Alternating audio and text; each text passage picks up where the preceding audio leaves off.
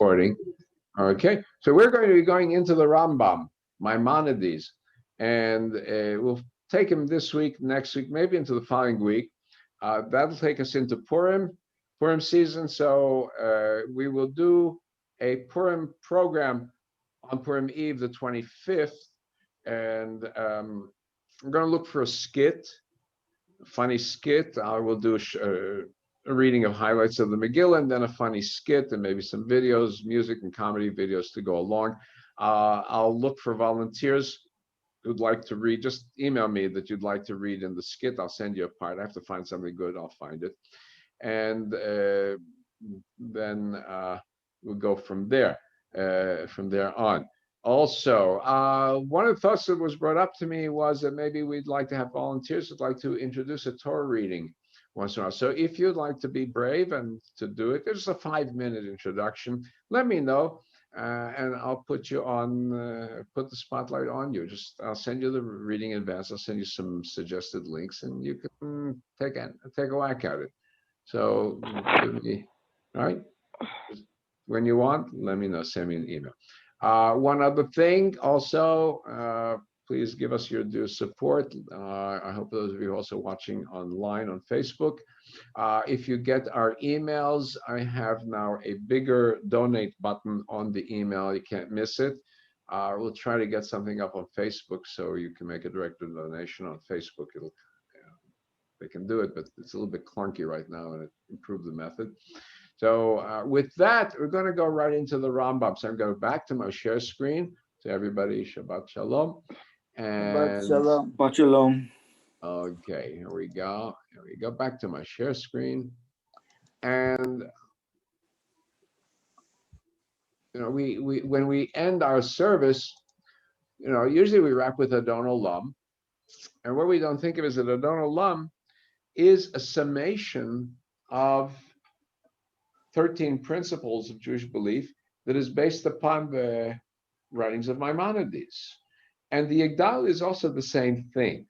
So I'm focusing today on the Yigdal, which I brought here a transliteration for you, because it is very interesting to see how do you register how someone's position is in the world.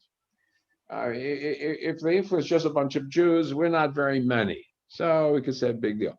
But when it gets around the world in some way or other to influence others, now that says something. So we don't think about it, but it turns out the Yigdal has been used in Christian churches for 250 years.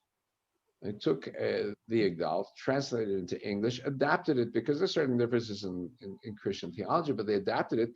And they used the melody, which is similar to the melody that we sing, or the popular melody we sing for Yigdal. Yigdal Elohim Chai V'yishtabach. The version is attributed to a Chazan by the name of Leoni. So I'm going to pull up this version for you. All right, and then we're going to listen to this. Hold on. This is out of somewhere there. It's supposed to be. Don't got this one yet. Hold on. I get that out. Not yet. I'm going to get that one last. Hold on. There we go. We're going to start here. This is the version I'm going to start with. All right. So here is how the church choir does Adon Olam, Yigdal. God of Abraham praise.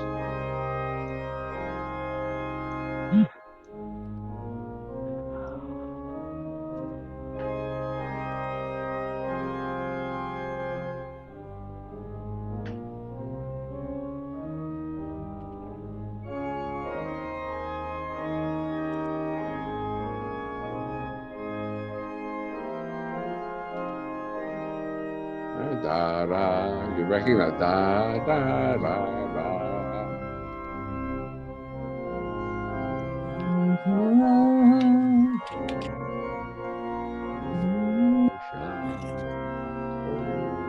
Right? You know that now. Now listen.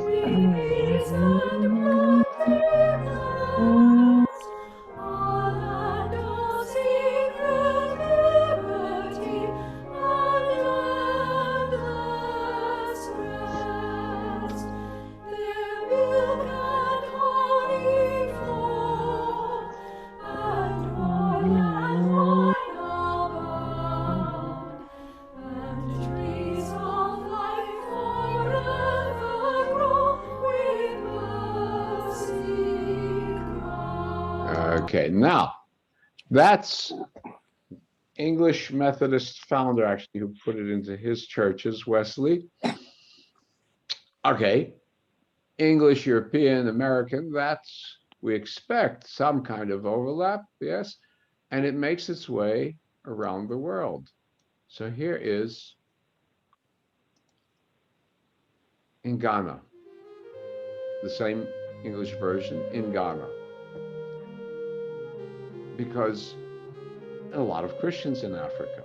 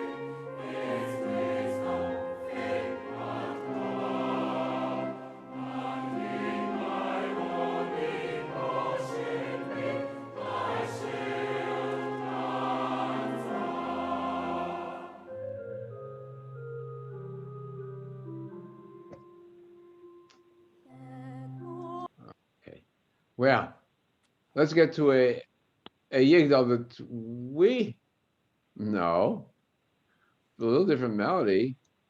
We have it in the Hebrew, but this time it is Leonard Bernstein, completely different take on Yigdal, but this one in Hong Kong.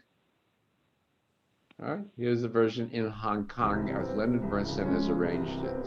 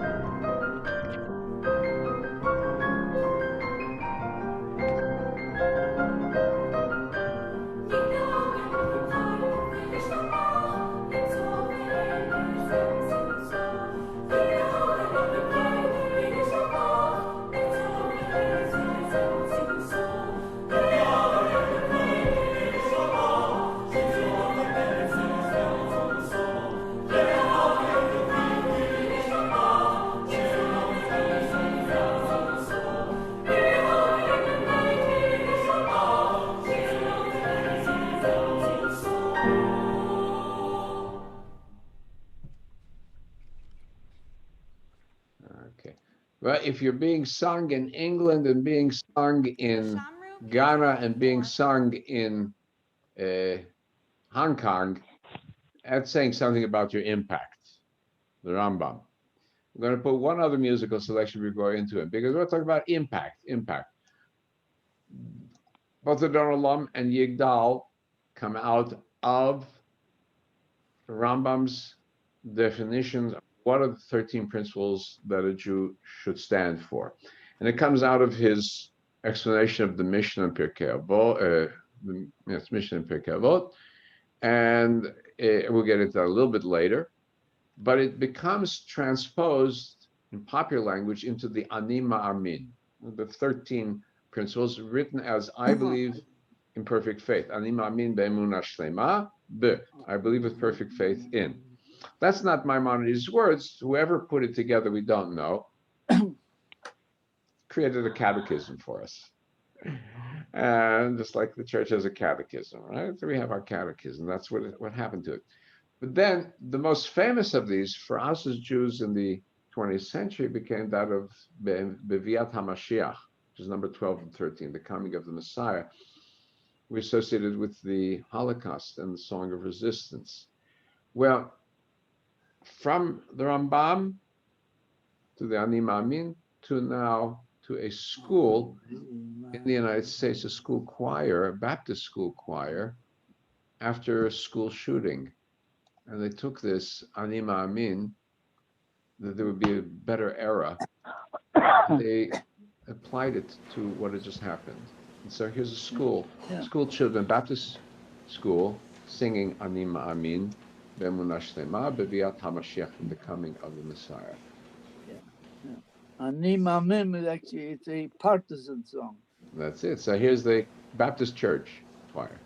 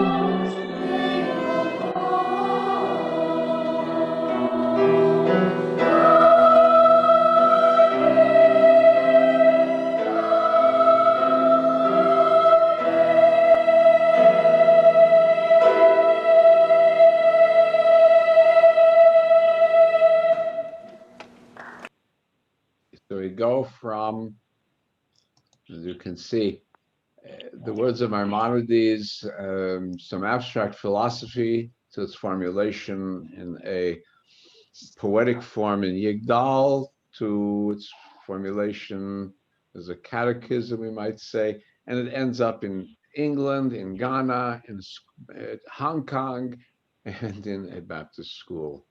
Right? So it must be something about the man. Right? Let's find out what there is about this man, the Rambam. What is it that so moved people? What is it that so affected the world in a way that we really were not aware of? So I'm going to open up now. Bear with me. Yeah. 1 second. Hold on. I'm going to open up.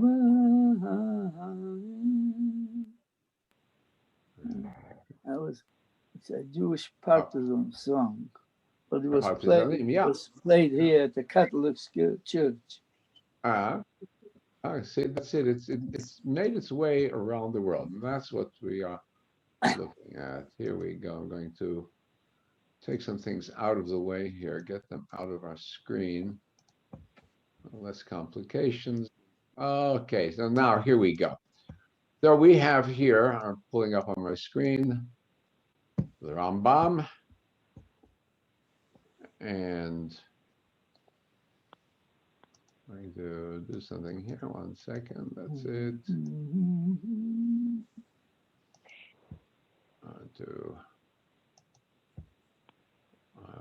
Okay, here we go. So put myself here. You can see me, and we're going to start up here with the story of the Rambam. So who is this man Rambam, and what does it mean, Rambam? Maimonides, right? It can be confusing with Jewish names. Common practice among Jews is to do either name someone for his greatest book. So nobody knows who's Hatam Sofer, but let's put it this way: nobody knows who's Rabbi Moshe Schreiber, but everyone knows Hatam Sofer, because he wrote his book. He signed his name, Sofer, the writer, right? That was his nickname. Or you'd say with the Shulchan Aruch, and nobody remembers Karo, because his book is famous. So in this case, the other way to name rabbis is to take the initials of the name and title. And so you have Rabbi Moses ben Maimon, or Moshe ben Maimon, Resh Mem Bet Mem, RMBM, you get Rambam. So that's the common way that Jews would refer to Rambam. When historians or philosophers in Europe were approaching Rambam, they would approach him the way they approached academics, which was you call the man by the father's name, but in Greek. So Maimonides, the DES, the son of Maimon. Just as there's another great Ramban with a nun at the end, not a mem, that's Rabbi Moshe ben Nachman, who is Nachmanides, right? So if you see those, you understand those are Greek appellations used by European academics for well, not just for rabbis, for a lot of thinkers. So that's where we have, either we say Rabbi Moshe Maimon Rambam or Maimonides, either way. So he lives somewhere around 1138, some discrepancy about when his actual birth is, till 1204. He died relatively young by modern standards, relatively young, perhaps in that day, that's a ripe old age, somewhere around 50 something, just around 50. And we'll understand why in a second. So this is the philosopher par excellence. He's the philosopher who's still read in Jewish circles till today. He's the foundation of much of modern Jewish philosophy.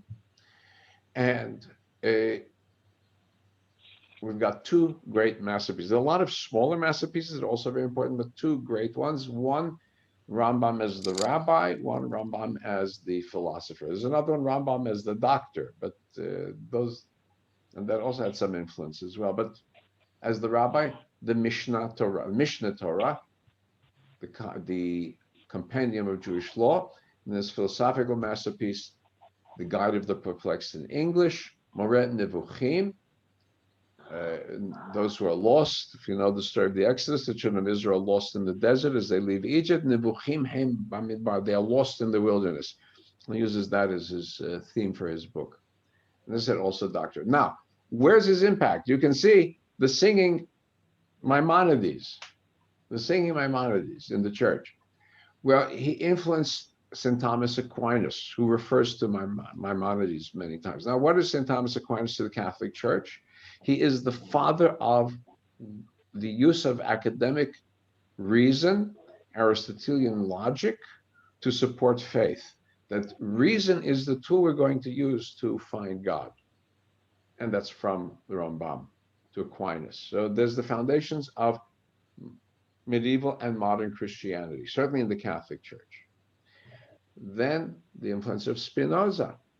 Spinoza, a great pantheist, who also turns away from Judaism and Christianity and religion, formal religion, because his kind of God is even more powerful in his view. And so he moves away from the Bible. He's a great Bible skeptic. That's Spinoza, who influences the modern European thought. And then Leibniz, the German philosopher Leibniz, said this is the best of all possible worlds. Also influenced him. And Newton, influencing Newton, right? These are the forebears of the modern age of enlightenment, the kind of thinking that we're used to. That's out of Rambam. How about in law? What impact on law? You go to the halls of the Congress, and around the chamber of the House, there are 23 portraits of the great fathers of American law. They didn't have any mothers, I'm sorry. It was fathers. But the great figures of American law. And well, I mean, Moses is right in the center. It's from 1950, about 1950 this was done. Moses right in the center, the first of all lawgivers, or the prime of all lawgivers in American thinking, in Moses. They also have Hammurabi, who is the Babylonian lawgiver, because they understand that there's an influence of Hammurabi into the biblical law code. And then there are lists of other lawgivers, including also the Suleiman, the Great of Turkey, the Muslim Ottoman emperor, because of his administrative law in establishing the empire. And they saw in that functioning a way of administering great empire. That the Turkish Ottoman Empire later on descended into corruption and bribery, but that's a problem with all governments. And then right up there is the Rambam. There we got him in the Capitol Rotunda, in the Capitol Gallery. Okay, and also an early influence on medicine. He took from Galen and from the other doctors, but added to it observation of human behavior, clean student of human behavior and how and what influences human beings. So the understanding of psychology or spirituality on health. Okay, let's look at his life and his works. Yeah. He was born in Cordoba, Spain, 1138, around 1138. So what happens? Jews are living in this golden age of Spain. We always talk about a golden age of Spain, but it's not always golden. There's a period in which there's a tremendous extremist movement out of North Africa, the Almohades, and they invade Spain in 1138. So he's about 10, somewhere between 10 and 15, depending on the chronology. And all the Jews of Spain under the areas that they conquer are told to either convert, seek exile, or be killed. So the Rambam family was forced to leave. His father was one of the great scholars of that period, Maimon himself. And they come to Fez in Morocco around 1160. Fez, the big major city of Morocco. So in honor of the Rambam, you go to the Jewish quarter in Cordoba today, and you can see a statue right in the Calle de los Judeos, something like that, if I have the pronunciation right, the Jewish street in Cordoba. Of course, the Spanish would like to have Jewish tourism back, and so they put a nice statue up for them. One of the things we should remember is that we think about the Spanish expulsion and intolerance, but it's not a Christian characteristic only. Generally, the Islamic world was more tolerant, but they also had their periods of high intolerance. And it is believed that at some point the family actually pretended to be Muslim in order to survive, very similar to the actions of Marranos or conversos that would happen just a few centuries later. Right? So it's not all fun and games in the Muslim world. Luckily, he eventually could make his way to Egypt and Cairo, which was a relatively open and enlightened society. Well, as a young man sitting here in Fez in Morocco, he was able to do some of his work. He wrote a treatise on the art of logic. I think he was about 20 when he did it. Treatise on the art of logic. And then he wrote his famous masterpiece, the commentary on the Mishnah. It's his first great religious work, commentary on the Mishnah. And that is where we get the Yigdal and the Ani Ma'amin from. This is writing, it's not Pirkei, but it's chapter 10 of Sanhedrin. And he says, all of Israel have a place in the world to come. And out of this, poets would create the Adon Olam, and a great thinker would create the Ani Ma'amin. Not exactly his teachings, some variations, but that's the intent. And as I showed you, it's used in Protestant hymnals, in English paraphrase from a Jewish melody by Chazan Leoni, which is very similar to the melody we have. Now, it turns out whenever anybody says a Jew has to believe, the Ani Ma'amin, the 13 principles, were never officially adopted, and in his day were strongly criticized. The Rambam had a way of rubbing his opponents the wrong way. So he got a lot of criticism, the way he structured it. So there are books written in opposition to the 13 principles, or his 13 standards of belief. Well, he got to Cairo, and he settled in Fostat, which is a section of Cairo. And very soon he was recognized as a brilliant scholar, both in general knowledge and in Jewish knowledge. He became appointed the Nagid of the community. I don't know if it was an official appointment, but certainly he was seen that way. Everybody turned to the Rambam with their questions. And he addressed issues worldwide. For example, the Jews of Yemen till today accept the Rambam as their authority, primarily because they wrote a letter to him when they were being persecuted under the Muslims in Yemen. He encouraged them to hold strong, and that letter of encouragement helped them stay afloat. Igeret Rambam l'Teman, the letter to the Yemen. And so till today, they follow him and not the Shulchan Aruch. So, he also became the court physician to Saladin, the Caliph Saladin. Anybody know Saladin, what he was famous for? He's the man that crushed the Crusaders, fought face to face with Richard the Lionhearted, and basically was able to chase the Crusaders out of the land of Israel. In that particular crusade, there's several crusades, but in that one, it was Saladin who did it. So we might ask, why did the Rambam decide to act as a physician? So in other words, he was a philosopher and he was a rabbi, and suddenly ended up as a physician. Well, it was that as the family was fleeing and they settled down in different locations, and they wandered into several places, his older brother became the family merchant and traveled worldwide and supported the family, and unfortunately died at sea. That was one of the risks of being a merchant. And so the Rambam was left having to support the family. So it's not only his wife and kids, but probably also the brother's family and other members of the family. The only way he knew was to apply what he had learned to medicine. And so he jumped from being simple armchair philosopher and rabbi to being also a physician, became a world-class physician of his day. So that after he passed, one of the contemporaries wrote of him, an Arabic poet, Al-Sa'id, Galen's heart. Galen is the founder of ancient medicine, the Greek Galen. Art heals only the body, but Abu Imram. There's another way to use names, right? In Arabic sources, in the name of the father, Amram. Moses is, because Moses is the son of Amram. And so this is Abu Imram for Moses. Maimonides. Heals the body and the soul. With his wisdom, he could heal the sickness of ignorance. If the moon would submit to his art, he would deliver her spots at the time of full moon. He would cure her of her periodic defects, and at the time of her conjunction, save her from waning. Just think of it. If the moon would come to him, she would stay nice and round all year round without going into the half moon and no moon phase, and no spots on the moon. Great praise for Maimonides.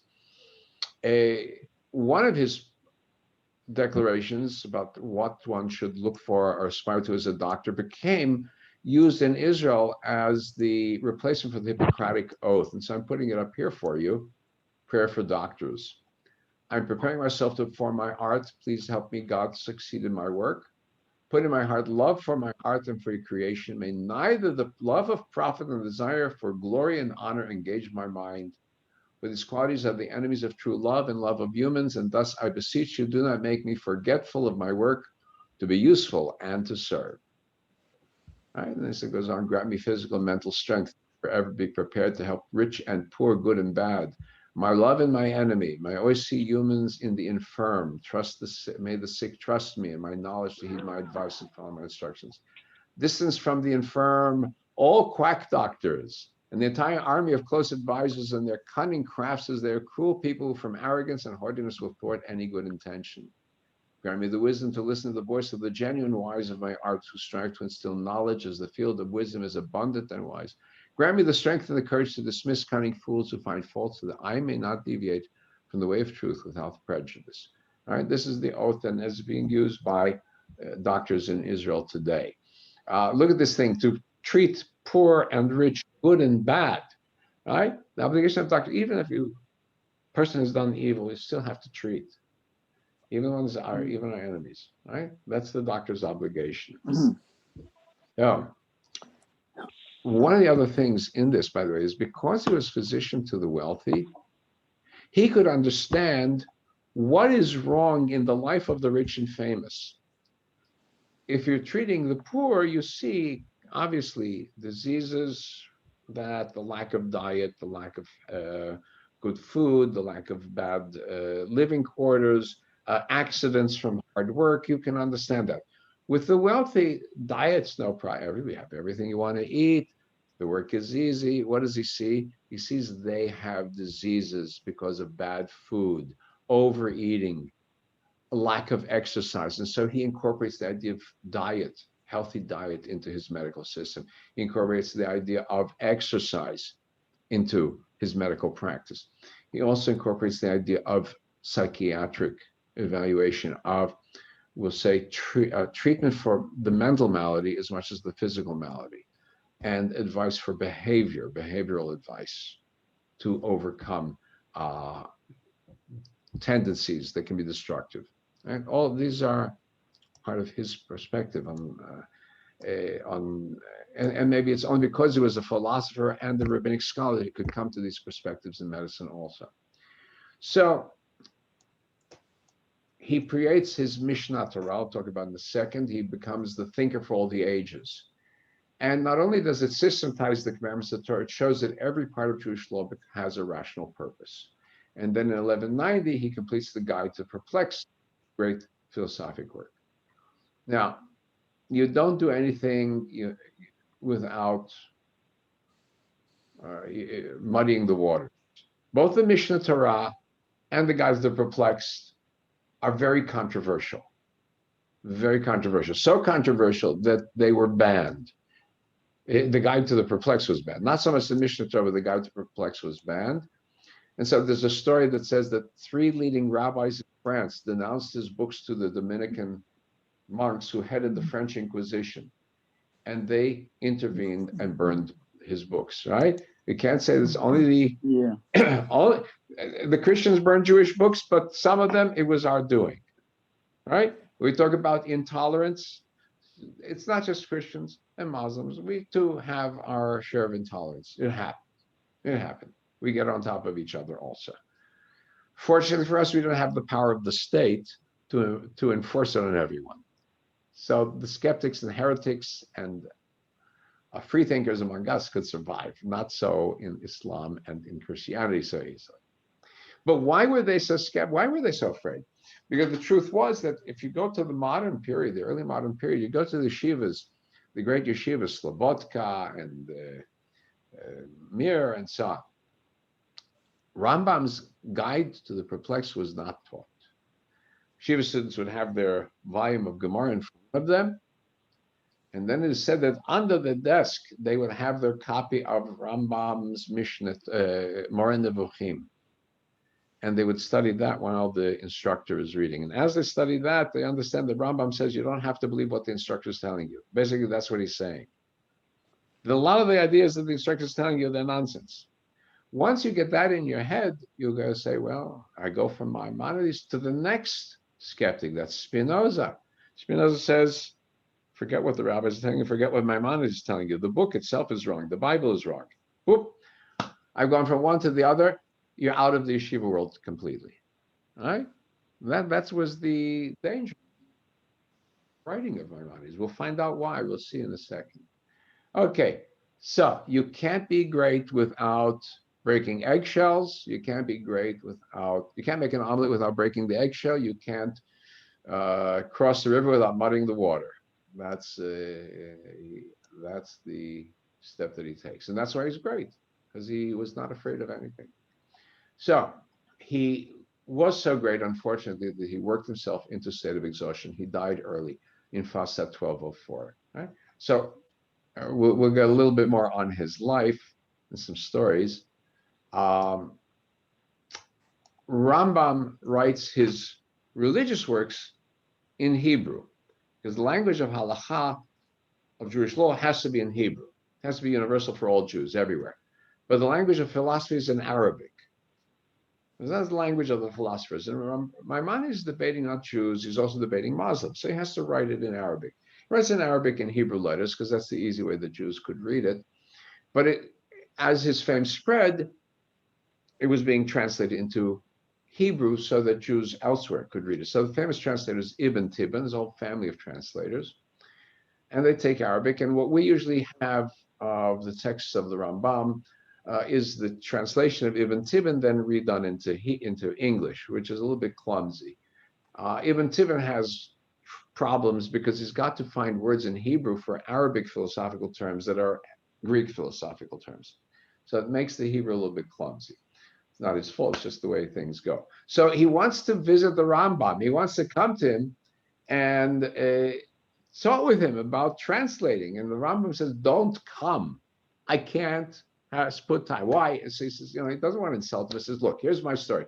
This is from the Rambam's own words, as Ibn Tibbon writes it down. I dwell at Fostat. Sultan resides at Cairo, about 1.5 miles away. Remember, he's either on donkey or on foot. So it's a good hour, easy. My duties to the Sultan are very heavy. I'm obliged to visit him every day, early in the morning. And when he or any of his children or any of the inmates of a harem are indisposed, I dare not quit Cairo, but must stay during the greater part of the day in the palace. Remember, his client is the great Sultan, the Caliph Saladin, right? The one who destroys the Crusaders. So it frequently happens that 1 or 2 of the royal officers fall sick. I must attend to their healing. Hence, as a rule, I leave for Cairo very early in the day, and if nothing unusual happens, I do not return to Fostat till the afternoon. Then I am almost dying with hunger. I find the chamber filled with people, Jews and Gentiles, nobles and common people, judges and bailiffs, friends and foes alike, who await the time of my return. Okay, the office is open, and doctor is in, the office is open.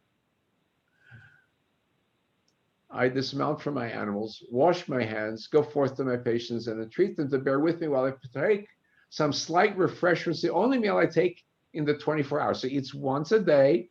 It's like mid-afternoon by the time he's able to eat, grabs a bite, and goes to his patients.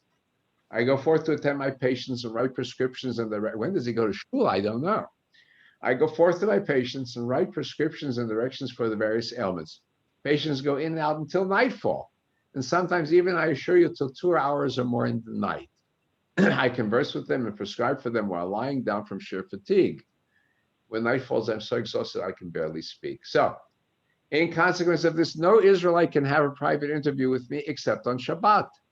All right? So Ibn Tibbon also, you're only going to see me on Shabbat. And on that day, the whole congregation, or at least the majority, come to me after morning services, and I instruct them as to their proceedings during the whole week.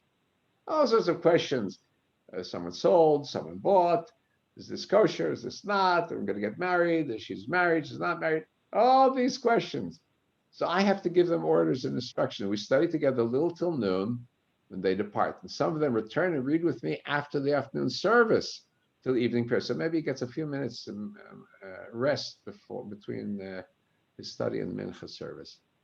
And in this manner, until the evening prayers, in this manner I spend that day. All right? That's life of the Rambam, daily life of the Rambam. When did he have time to write?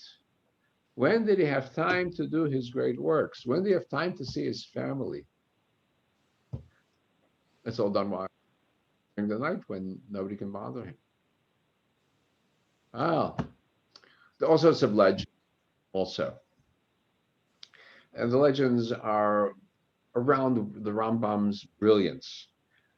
Usually when we have Jewish legends, they're legends around miracles, miracle makers, piety, but the Rambam's all are of his cleverness. So there's one about the other physician, the Hakim, to the Caliph, who's jealous of the Rambam. And he tries to trick the Rambam into drinking poison. And so the story goes, the Rambam tricks him, he tricks the Rambam, and eventually the Rambam makes him take his own poison, and that's the end of the story. Or another version, somebody's accused of theft of candlesticks, and so the Rambam brings the person in front of him, and he says, no worry, you take an oath in the dark, you'll hold on to the candlesticks in the dark, and if you grab the candlesticks and you're honest, nothing will happen to you. And if you grab hold of the candlesticks and you are burnt to death, then we know you're lying and you're guilty. So the man says, no problem. It's in a dark room, and lo and behold, nothing happens to the man who's accused, but the Rambam says, you are the guilty one. What do you mean? He says, I know you did not hold the candlesticks because I put some black charcoal on the candlesticks. You didn't touch it. You would have had charcoal on your hand. The other guy that we said he did hold the candlesticks, so he's innocent. You are guilty. All right? That's a typical type of Rambam legend. All right? Rambam is Sherlock Holmes. So here's a story about accusations of Rambam. And there are all sorts of sources that carry these legends. So the rabbis in Europe were suspicious of the Rambam, and so they said they sent a Rabbi Meir to see, is the Rambam really a good, pious Jew? So this Rabbi Meir comes in, he visits the Rambam, and he welcomes him, and the servant places food, looks like a human hand on the table, to eat a human hand. Then the Rambam calls another servant whose name is Peter to pour wine for the guests, but a Christian serving wine, makes it yayin nesech, it makes it unkosher. And finally, the Rambam orders their calf be slaughtered, and the method of slaughtering the calf is against kashrut, the way he does it. So the guest is completely shocked. This is obviously treif food. You're serving me treif food, human hands, wine served by a non-Jew, meat that is slaughtered, treif slaughter. The Rambam says, wait a minute. First of all, the human hand is not a human hand. It's a vegetable that looks like a human hand. And there's some plant called the Buddha's hand that actually looks like fingers. And secondly, my faithful servant Peter. Peter is a Jewish name. There's a sage in the Talmud whose father is Peter, Yossi ben Patros, Peter. Huh? Don't go by the name. It's a Jewish name. Thirdly, the calf. And this you have to know about rules of kashrut. The calf was removed from the womb of a pregnant cow. The cow had been slaughtered, kosher slaughter. Calf was pulled out. So technically, by kashrut, the calf uba yerachimo, calf is the same as the mother. It's a piece of the mother's body.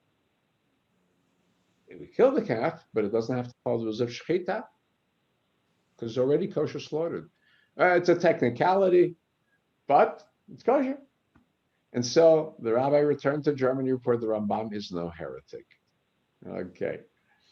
So, all right, again, rules of cleverness, rules of quick thinking. So let's go ahead here.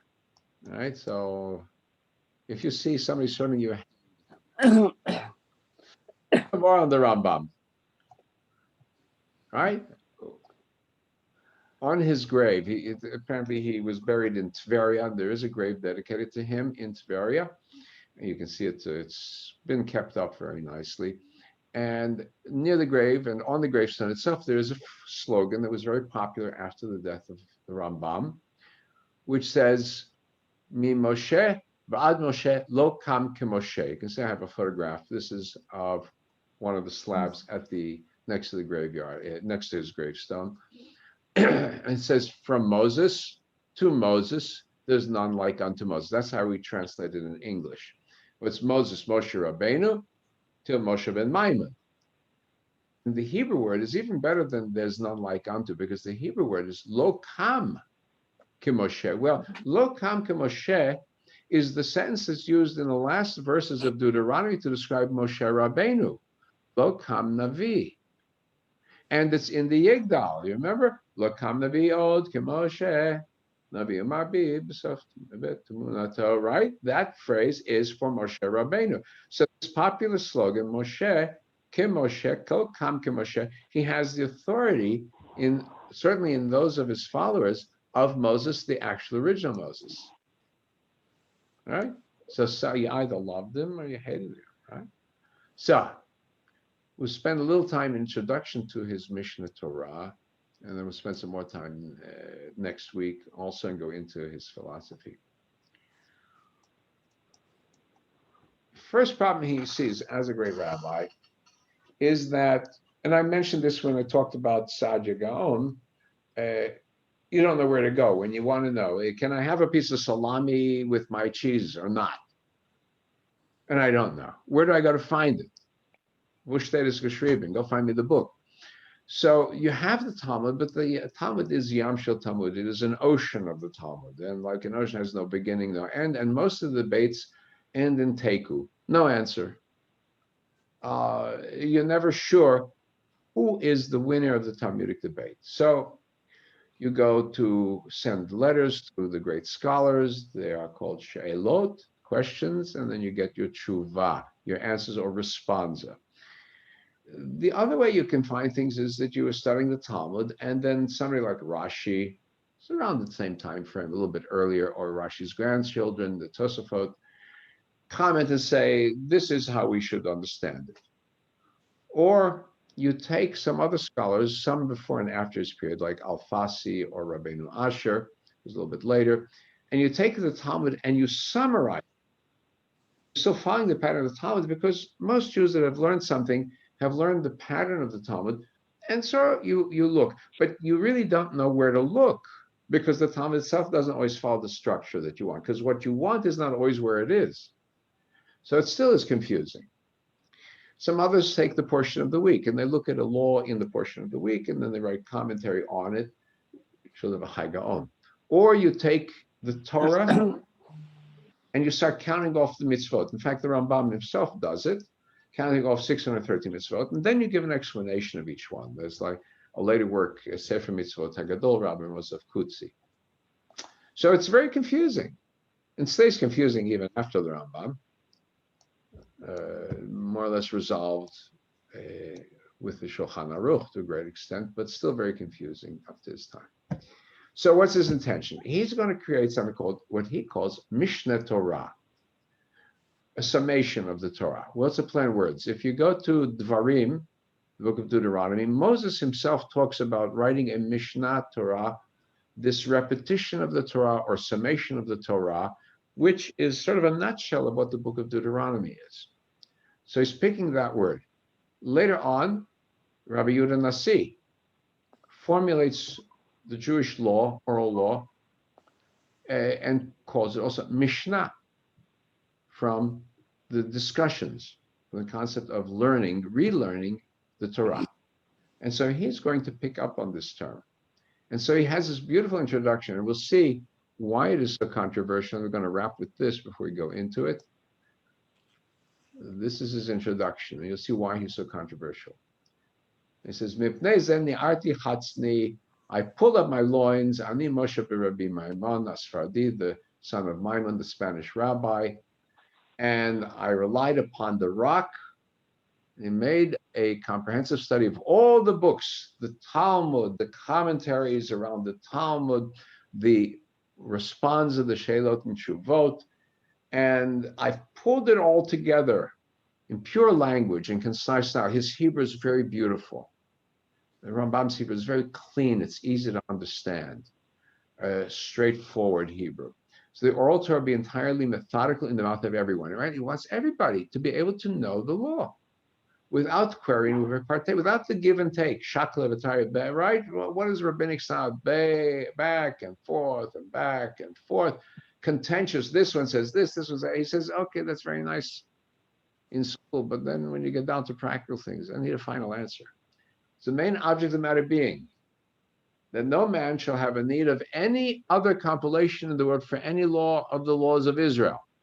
But this compilation shall be a encyclopedia of the whole oral Torah, together with the code of the statutes, customs, the edicts, which were enacted since the days of Moses until the close of the Talmud. And finally, and this is the coup de grace. Therefore, I have named this compilation Mishnah Torah, for when one studies the Holy Writ first, and thereafter reads his work, he obtains her from a complete knowledge of the oral Torah, having no need to read any other book in between. You read Moses, the original, you read me, you have everything.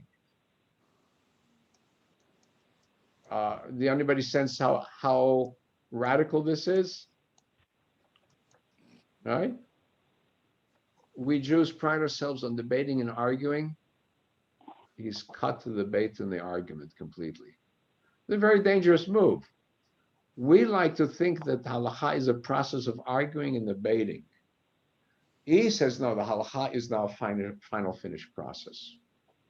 And it's very controversial because of that. He calls it Mishnah Torah. It is also called, by those who didn't want to use that sense, Mishnah Torah, to give him that credit, Yad, Chazakah, because there are 14 volumes, Yud Dalid for 14, Yad, the strong hand. They didn't want to say Mishnah Torah. It was great work. They're not going to give him the credit of Moses. So that is his problem. He was very controversial because he eliminated the debates. And later on, he himself admitted that had he realized the reaction it would cause, he would have added at least references to why he decided the way he decided. Later commentaries would fix that. You have works with every volume of the Rambam, later commentaries who would explain his sources and his arguments. And you would have his enemies also critiquing him, and that would appear in the printed versions. Right? Later on, 300 years later, Rabbi Joseph Caro would solve the problem of the Rambam. So he had his Shulchan Aruch, which was a 4-volume shortcut, the same idea, because it said students and old people, have to be able to get to the law quickly. But he had already published his arguments in his commentaries on another work, the Arbaturim. So everybody knew his arguments, and he was merely giving the summaries to his own arguments. Also, he had the fortune of being alive when the printing press had come into use. The Rambam didn't have it. So everybody got a copy of Shulchan Aruch. Not that many could have the Mishnah Torah. And as a result, the Shulchan Aruch became the standard and not the Mishnah Torah, right? You have to be lucky to be born in time of the right science tool. Today, somebody has Instagram, Google, everything like that. You're going to have a new halacha, right? It's going to be flexible because it's always going to be changing when you look for something. All right, so I'm going to wrap here at this point because then we're going to go into examples from the Mishnah Torah. We'll see how radical it is from the beginning to the end. The beginning is especially radical, the ending is radical. And a lot in the middle that is radical in some sense also. So we're going to call it with that. I'm going to do my stop share here. Okay, so to everybody, any questions in particular? Okay, you all been good students. Nobody chewed gum in class. I appreciate that. Thank you. Next week, we'll actually look at some of his writings on Jewish law. And then after that, We'll look at the philosophy. Also, as I said, if anybody would like to do a little commentary on the Torah, just send me an email. I'll send you something. I'll line you up for a week. Okay. And so wish to everybody Shabbat Shalom. Shabbat Shalom, Stay Rabbi. safe and Shabbat healthy. shalom. The Shabbat the shalom. vaccines are getting out there Shabbat slowly, shalom. surely. They're getting better in the procedures. So just keep on looking. You'll get it. All right. Take care to everybody. Shabbat Shalom.